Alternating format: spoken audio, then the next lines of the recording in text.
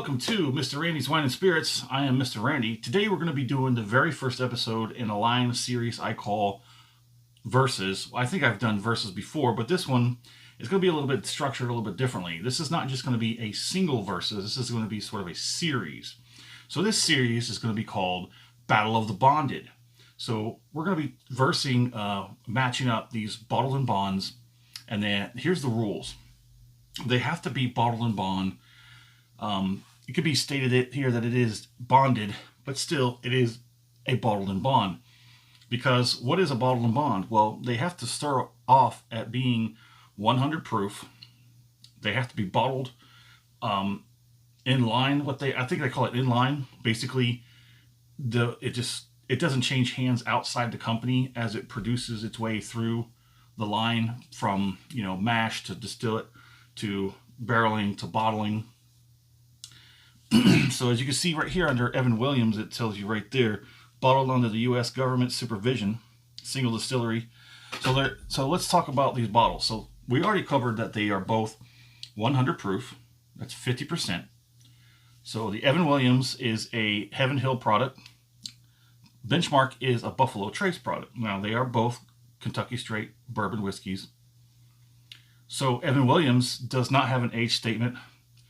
Many speculations to how many years that's been in the barrel. Benchmark, on the other hand, clearly states that they are at least 4 years. And it is stated on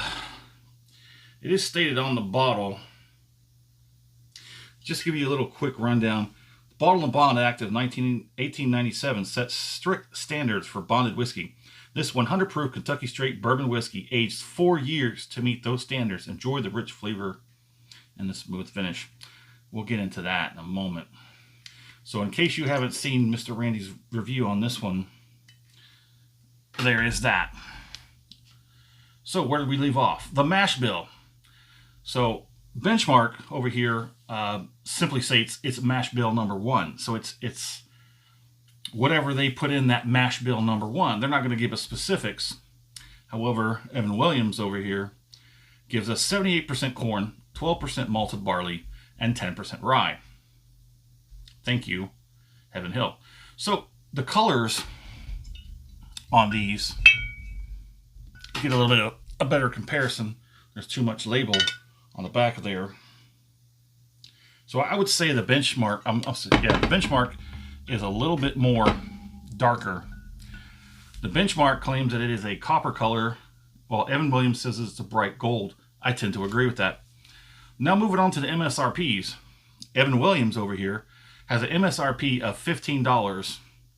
I would say that I don't know if I feel comfortable saying in most states you could find it at 15. The MSRP is not set by the states, it's usually set by the manufacturer.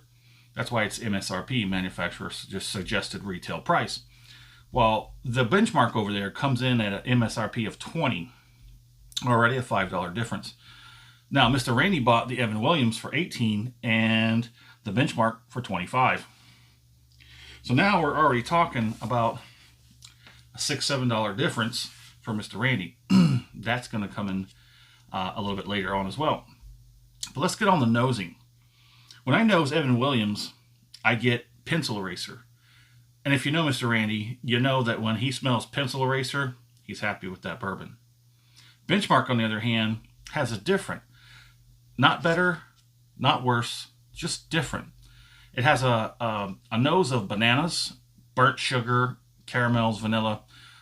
Really great stuff that comes out of a bourbon. The nose on the Benchmark, very delicious. Evan Williams gives me something that ensures me I'm drinking good stuff. Now let's get on to the palate.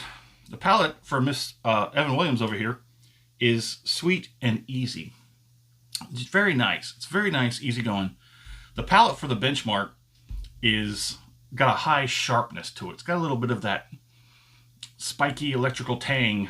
I don't know how else to say it, but it's just that palate, it's not all that great.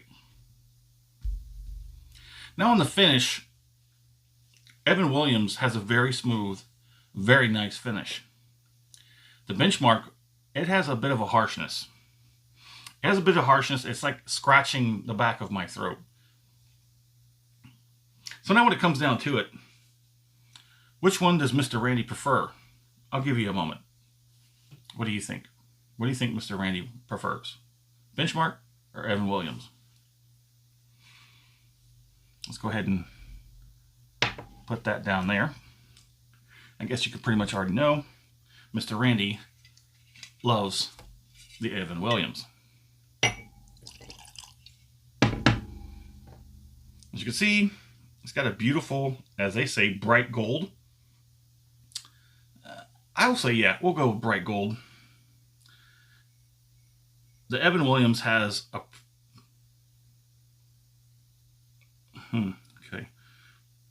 I've gotten better legs off of this, I promise you. Viscosity is pretty nice. Again, that nose, pencil eraser, of course, followed by everything bourbon. It's good on the palate.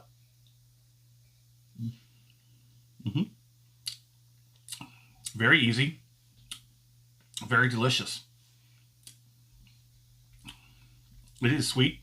It's easy, just as I said. Nowhere near offensive. It's got a little bit of punch. This thing definitely does not palate like 100 proof. It doesn't even nose like 100 proof.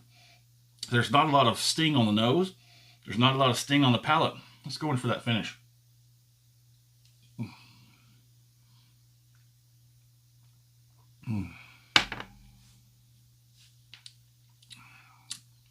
It has a very smooth and very juicy finish. It's got a little bit of warmth on the back.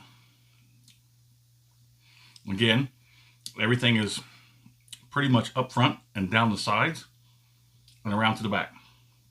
It's a very nice finish. Mr. Randy is not going to be going back for the Benchmark Bonded. The finish on that is just way too harsh. The palate is just unappealing. The nose is the only thing that Mr. Randy likes about that bottle. Let us know in the comments. Have you tried both of these? Try them together. Compare them. And let us know which one comes out on top for you. As always, thanks for stopping by here at Mr. Randy's Wine and Spirits. I am Mr. Randy. You have a good one.